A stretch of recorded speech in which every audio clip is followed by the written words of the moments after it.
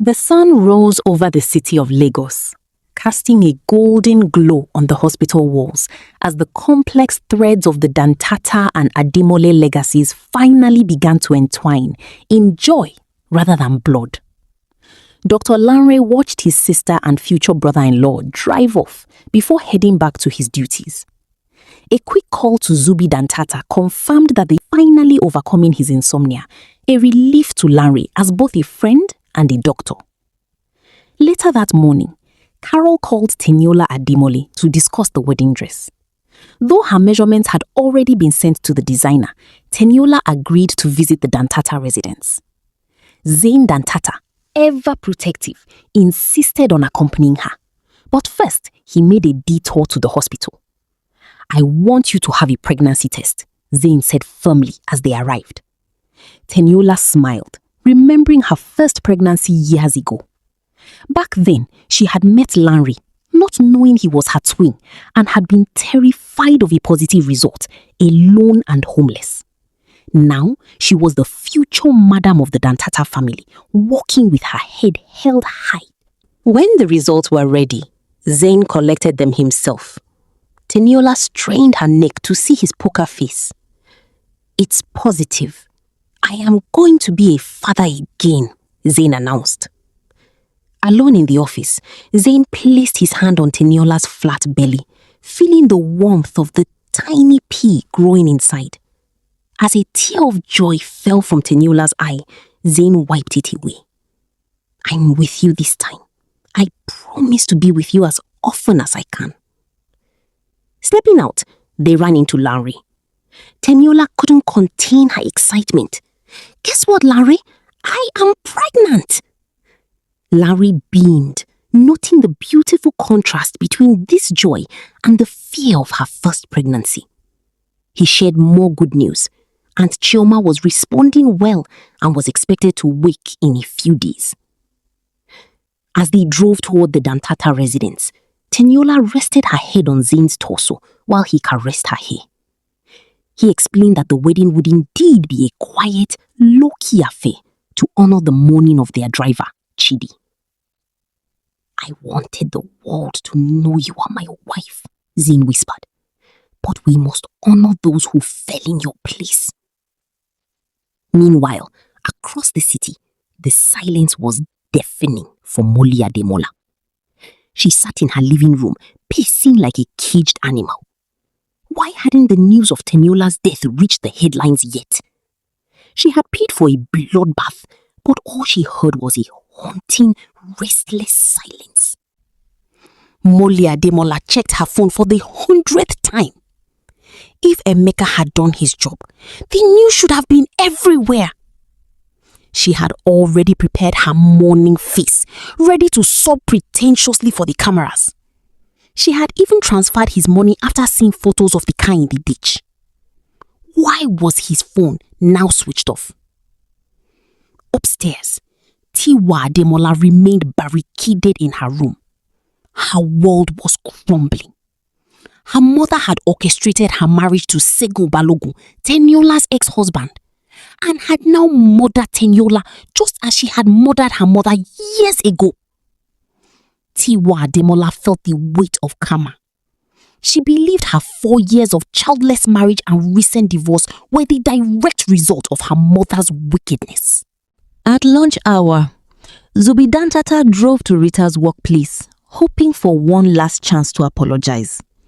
He saw her walking toward the parking lot and stepped out with a hopeful smile. But his heart sank when he realized she wasn't looking at him. She walked straight into the arms of Davis, who kissed her chin while holding her waist. Overwhelmed by a cocktail of jealousy and insomnia-induced rage, Zubi marched over and physically pulled Rita out of the embrace. "What is there for us to talk about, Zubi?" Rita yelled, her eyes flashing with anger. "I have moved on with my life and I expect you to do the same." Davis stepped forward, a mocking sneer on his face. "Oh baby, is this your ex-husband? The fellow who chases anything in skirts? He looks like a hooker, a male prostitute." The insult was the breaking point. Zubi threw a punch that connected squarely with Davis's chin. Davis retaliated with a blow to Zubi's belly. As they exchanged frantic blows, Rita instinctively tried to stop the violence by grabbing Zubi's arms, unintentionally leaving him defenseless. Davis took the opening and landed a brutal strike on Zubi's face. Zubi spat blood, his complexion turning a bruised red. The security guards finally rushed in to separate the men.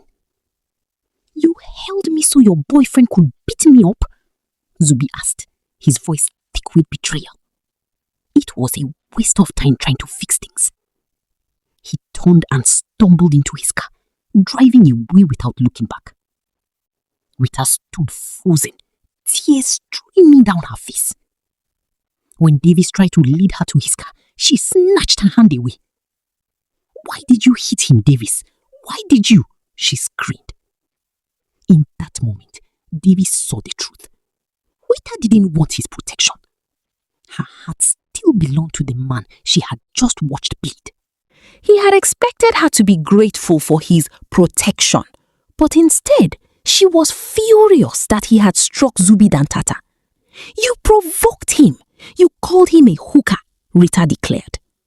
When Davis tried to apologize by claiming he could love her better than Zubi ever pretended to, he only made things worse. "Who said he pretended to love me?" Rita snapped. "He still loves me. Today I realize that he still loves me as much as I still love him. Find someone else, Davis. Nothing is going to work between us." As Davis drove away in a rage, Rita retreated to her office and sobbed. She hadn't held Zubi to help Davis. She had held him to calm him down. And the misunderstanding felt like a final, tragic blow to their reconciliation.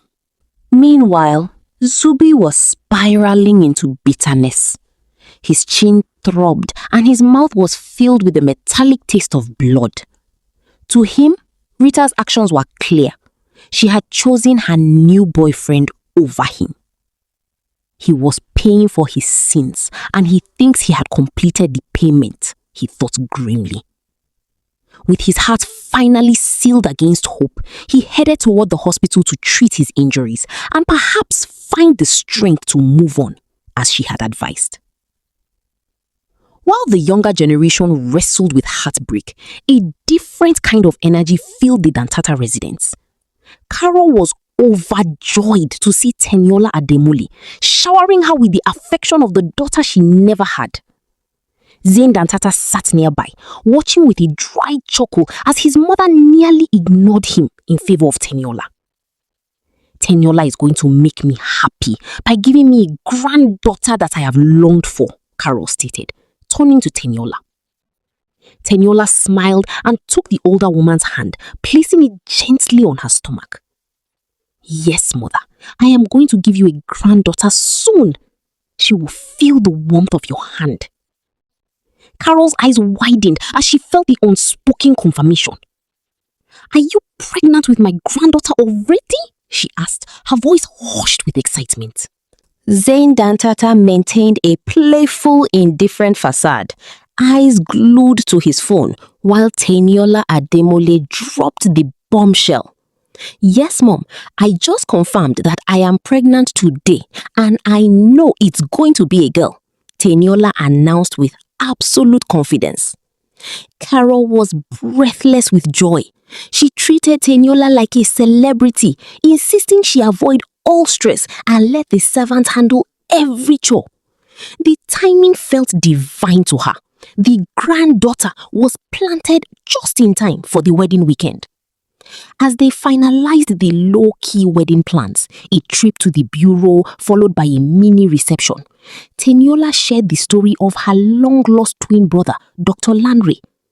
Carol, who had always thought Teniola was an orphan at the mercy of Molly Ademole, was deeply moved.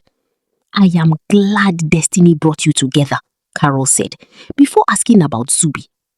Zane assured her he was fine, though he noted his mother's deep longing for her younger son's humor. That evening, the final details fell into place. Lanre would walk his sister Teniola down the aisle. Identical suits for Zain and his sons, Taiwo and Kehinde, were delivered to the mansion. Only 2 days remained until Teniola officially became Mrs. Dantata. While the wedding preparations soared, Lanre visited Mama Rosa. She was recovering well from her blood sugar issues and was overjoyed to hear that Lanre and Rosa planned to wed in 2 months. However, the mood soured when they stopped by Zubi's place.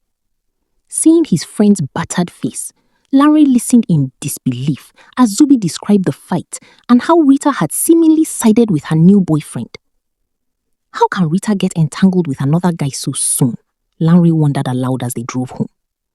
Rosa remained quiet, knowing that some answers could only come from Rita herself. As the days blurred into one, the morning of the wedding finally dawned. For Teniola, standing before the mirror in her dress, the reality of the seed growing within her and the ring waiting for her finger made her whisper once more to her reflection, "I am pregnant." Zain Dantata stood at the marriage bureau looking every bit the icon of Lagos. Dressed in a bespoke suit with a purple necktie, his appearance was accented by a golden wristwatch and buckle shoes that practically glowed with the weight of his fortune. Beside him stood Taiwo and Kehinde, looking like mini reflections of their father, their hair groomed to a perfect glitter. The gathering was intimate but powerful.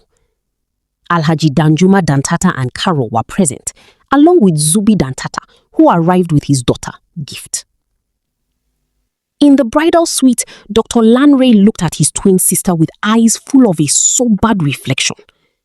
Teniola was breathtaking in a square neck dress adorned with shimmering stones and diamond jewelry that caught every ray of light. "I never knew I was a twin or had a sister," Lanre said softly, his voice thick with emotion. "I wish our parents were here, but I am glad I'm the one to walk you to your wedding. I wish you all the happiness and peace in the world." Teniola hugged him tightly, her eyes welling up until Lanre playfully forbade tears on her big day. When the black Porsche arrived, the crowd held its breath. Teniola stepped out, a vision of splendor, and ascended the stairs with her arm hooked in Lanre's. Zain met her at the door, taking her hand with a single whispered word, "Gorgeous." An hour later, they emerged as husband and wife. The expensive wedding bands glittered on their fingers as Carol embraced her new daughter-in-law. Even Luciana, whose lips were finally shut, offered a begrudging congratulation. After a brief reception at the Paradise Hotel, where Teniola dazzled in a purple ball gown, she insisted on visiting Aunt Chioma before starting her new life. Standing by the hospital bed, Teniola took the unconscious woman's hand. "The wedding took place, Aunt. Zain and I are a couple, and I am pregnant. I know you'll be here when she is born." Suddenly, a flicker of movement stirred, and Chioma's fingers twitched against Teniola's palm. "She's hearing you, sister," Lanre whispered, a triumphant smile on his face. "She's coming around." As they prepared to leave, Zain took his wife's arm. "We need to leave," he declared, his eyes dark with a new purpose. "There's someone I want you to meet." Zain Dantata led Teniola Ademole into the vast hall, his hand firmly in hers. Behind them followed Dr. Lanre and Rosa. The bright floodlights flickered on, revealing 2 figures tied back to back, Molly Ademole and Tiwa Ademole, their mouths taped shut. Molly shivered, her eyes widening in terror as she saw Teniola. She had been so certain Teniola was dead, crushed in a ditch. Seeing her now radiant in a ball gown and standing beside the icon of Lagos sent a shock through her system that no bribe could fix. Teniola stepped forward, raising her hand to catch the light. She made sure they saw the diamond wedding band before kissing it with a smirk. "Good to see you again, stepmother and sister," she said, her voice laced with a burning hunger for revenge. But it was Lanre who stepped into the light next, blocking Teniola from their view. Molly's heart nearly stopped. The man before her looked hauntingly like Chief Ademole. "I am Lanre, Teniola's twin brother," he declared. "The baby you whisked away from its mother at birth. You and Anita separated me from her and murdered her when she discovered the truth. I have waited my whole life to ask you why." Tiwa Ademole sat in horror, tears streaming down her face behind the tape. She finally understood the source of the karma she had been mourning. Her mother's soul was a hollow, demonic pit. It wasn't just the stolen husband or the ruined marriage. It was a lifetime of blood and separation. Tiwa Ademole realized now why her own IVF treatment had failed and why her mother could never have more children after her. The sins of the mother had indeed fallen upon the daughter. Zane stepped forward, his voice a low, dangerous rumble that echoed through the factory. "You didn't stop at the mother," Zane declared, his eyes cold. "You hired Emeka to murder my wife just as you did to her mother. You killed 3 innocent lives because of your malice and left another fighting for life in the hospital. Your sins are unpardonable." The silence that followed was heavy with the realization that for Molly and Tiwa Ademole, there would be no more hiding, no more bribes, and no more escapes. Molly Ademola felt a cold shiver race down her spine. The weight of her sins, now exposed to Zane Dantata and the Ademola twins, left her with nowhere to hide. "Untape their mouths," Zane ordered coldly.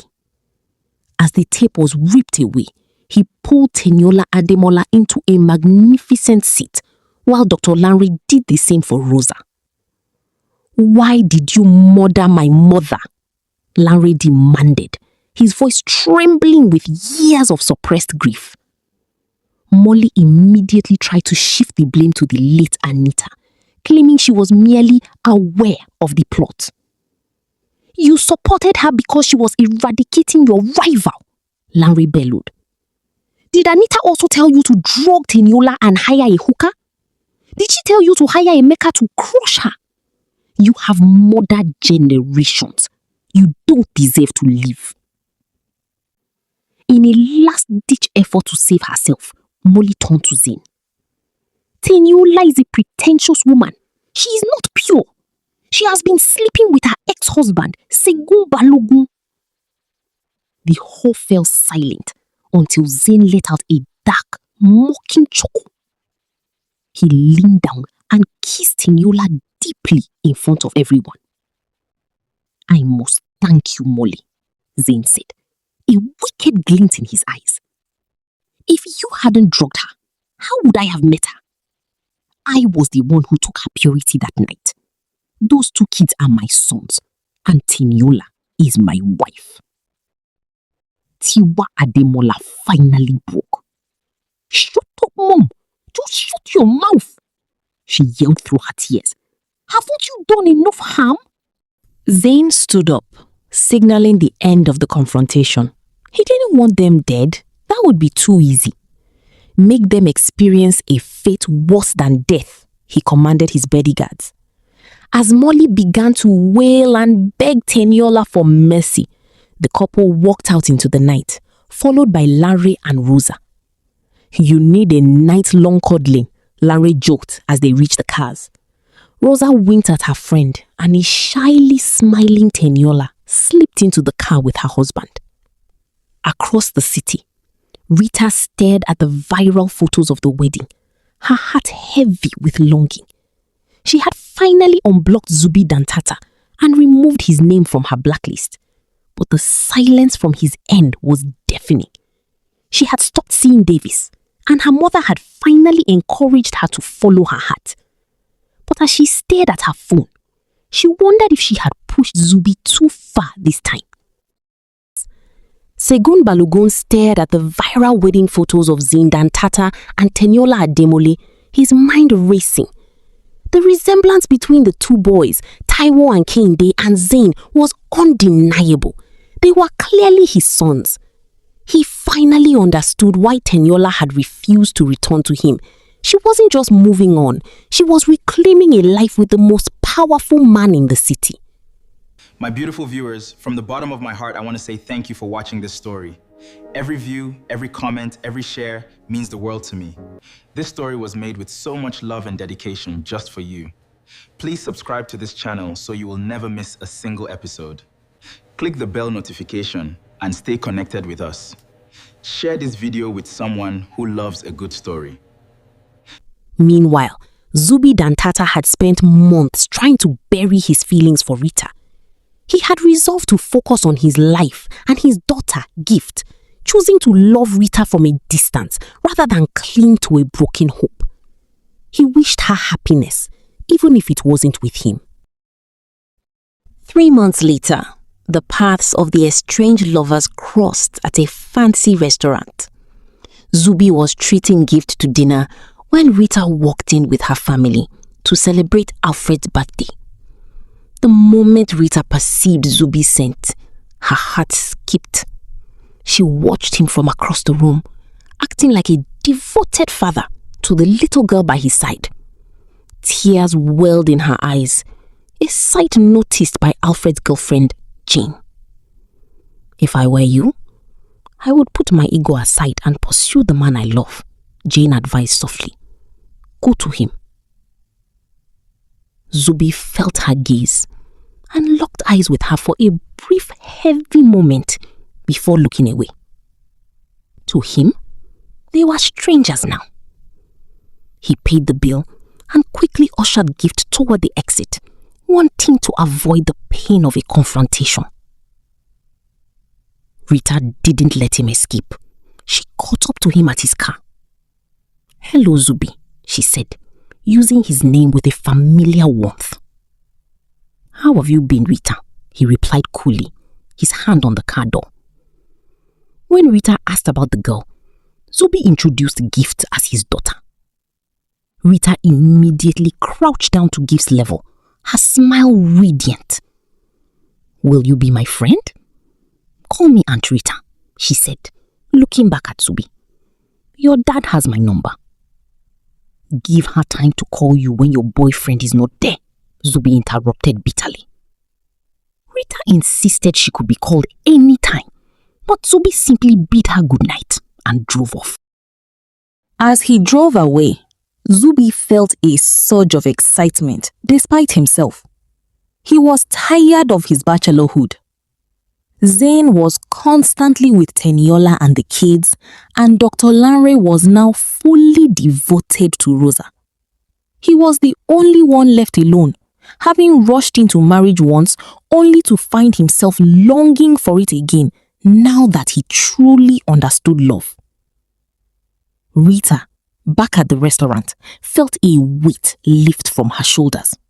She had a plan. She would use Gift as her way back into Zubi's life, proving once and for all that there was no one else in her heart but him. The bonds of family and the persistence of old flames began to take center stage in Lagos as the Ademole and Dantata families looked toward a future of healing and reconciliation. Aunt Chioma's recovery was a testament to the family's care, though she was now limited to walking with crutches. She had missed Dr. Lanre's wedding, which had been even more glamorous than Zain's and Teniola's, but she had blessed him from her bed. Now she sat with Rosa and a chubbier, pregnant Teniola, eager to hear news of a baby in Rosa's belly as well. When Lanre arrived home, he was visibly shaken by the loss of a patient in the theatre. Aunt Chioma comforted him, reminding him of his passion and skill as a surgeon. "You are the best surgeon I have ever known, Lanre. Your desire to save lives will always make you outstanding. The somber mood lifted as Lanre joked about working harder to fulfill Aunt Chioma's expectations for a grandchild. Across town, Gift began her secret mission. After obtaining Rita's number from her father, Zubi, she began calling her once a day from the mansion phone. Rita was overjoyed. She saw this as her bridge back to the man she still loved. Her family, including her brother, who was now in love himself, had finally stopped opposing her relationship with Zubi. As the weeks passed, Rita and Gift grew inseparable through video calls, sharing laughter like peers. One evening, Gift looked up at Zubi and asked the question he dreaded most. "Why didn't you make Rita my mother?" she asked, noting that Taiwo and Kehinde had both a daddy and a mommy. "And Rita is good and loves me." Zubi was stunned. He assumed Rita couldn't have put those words in the girl's mouth, but he felt he had to protect Gift from the truth of their messy past. "She loves someone else, not me, Gift." Zubi lied, his own heart aching. He mentioned a new woman he had met, someone who reminded him of Rita, and promised Gift he would find her a mother soon. Gift simply nodded, but her heart remained set. She didn't want a replacement. She wanted Aunt Rita. The long night of silence and misunderstandings finally broke in the Dantata mansion, as the walls built by ego and grief crumbled under the weight of an undeniable connection. 2 days after his encounter with her at the restaurant, Zubi Dantata returned to a quiet house. He was informed that Gift had gone to spend the night with her cousins, Taiwo and Kehinde, at Zane's residence. Zubi sat alone in the kitchen, reflecting on his transformation. The once promiscuous playboy of the Dantata family had spent months in celibacy, a change born from the trauma of losing a pregnancy and the woman he loved. He had even planned to ask a woman named Mia out for lunch, hoping her resemblance to Rita would help him move on. The late night doorbell interrupted his thoughts. Expecting a friend or relative, Zubi was stunned to find Rita standing on his doorstep, looking simple yet radiant. "Aren't you going to let me in?" she asked softly. As she stepped inside, the atmosphere of the mansion felt instantly familiar to her. She had once been the respected madam of this house. Even the security guards had welcomed her with the same reverence as before. Zubi, trying to guard his heart, immediately told her that Gift wasn't home. "I didn't come for Gift," Rita declared, her eyes locked on his. "I came for you." Zubi recoiled, his voice sharp with pain. "I don't want you here. I don't want to be around someone else's girlfriend." Rita moved closer, her voice trembling. "I don't have a boyfriend. Davis was just a friend. I haven't seen him since that day. You have always been my crush, Zubi." She explained that she hadn't held him back so Davis could hit him. She had tried to restrain him to prevent a fight, but her calculations were wrong. Through tears, she confessed that her attempts to forget him had only made her love grow stronger. He pulled her into a fierce embrace, towering over her as she sobbed against his chest. "I love you too, Rita," he whispered. "I tried to reach you, to apologize and make you mine again, but your family blocked me. When I saw you with that guy and you told me to move on, I believed you." "I lied," Rita confessed, her voice muffled by his robe. "I thought you didn't love me and I was terrified of being hurt again." "I love you, Rita, like I had never loved anyone," Zubi Dantata whispered, his voice thick with emotion as he captured her lips in a long-awaited kiss of reunion. The hunger they had both suppressed for months finally boiled over. Zubi led Rita upstairs to the bedroom they had once shared as husband and wife. As they rediscovered one another, Rita realized this reconciliation was only possible because of Gift. the little girl had acted as a secret bridge, telling Rita that her daddy believed she loved someone else and urging her to come and discuss it with him while she stayed at Taiwo and Kehinde's place. The discussion was more beautiful and intimate than Rita could have ever dreamed. While love bloomed in the Dantata mansion, a dark chapter closed elsewhere. Segun Balogun stood in a sterile hospital room, staring at the shell-shocked forms of Molly Ademola and Tiwa Ademola. They had become vegetables, their eyes permanently open, unable to blink or speak, injected with a poison that left them trapped in their own bodies. When Teniola Ademola refused to acknowledge them as kin, citing years of severed ties, Segun Balogun was left to make the final decision. He signed the consent forms, finally ending the lives of the mother and daughter who had caused so much wreckage. Months later, the city gathered for the most anticipated wedding of the year. "I now pronounce you husband and wife," the priest announced. Zubi lifted Rita's veil and kissed his bride to the thunderous applause of their families. Monica and Carol Dantata watched with teary eyes, finally seeing their children find peace. Zain Dantata stood proud, marveling at how his brother had turned a new leaf. Though Teniola could not attend, having just given birth to a beautiful baby girl, a perfect female version of Zain, the celebration was complete. Dr. Lanre stood with Rosa, whose own baby bump was now visible, signaling the next generation of joy. As Taiwo, Kehinde, and Amaya stood as the little grooms and bride, the families were no longer divided by secrets, but united by a love that was, after all, never too late to return. The end. To my amazing viewers, from the very first chapter to this final page, you have been the heartbeat of this story.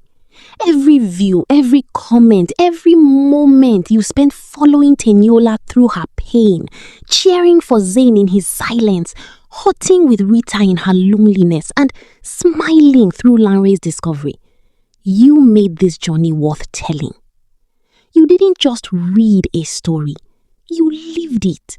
You cried with these characters, you got angry for them, you celebrated their victories as if they were your own. And that is the greatest gift any storyteller could ever receive. This story was never just about love. It was about survival. It was about the truth that no matter how deeply a person is buried by betrayal, by secrets, by the cruelty of those who should have protected them, destiny has a way of finding them, of restoring them, of giving them everything that was always rightfully theirs. Thank you for staying until the end. Thank you for your patience through every twist. Thank you for choosing this story out of everything you could have spent your time on. But before you get too comfortable, this was only the beginning. A brand new story is coming, deeper, bolder, more intense than anything you have read before. A story that will pull you in from the very first line and refuse to let you go until the very last word. Prepare your hearts, prepare your emotions. The best is yet to come. With love and endless gratitude, your storyteller.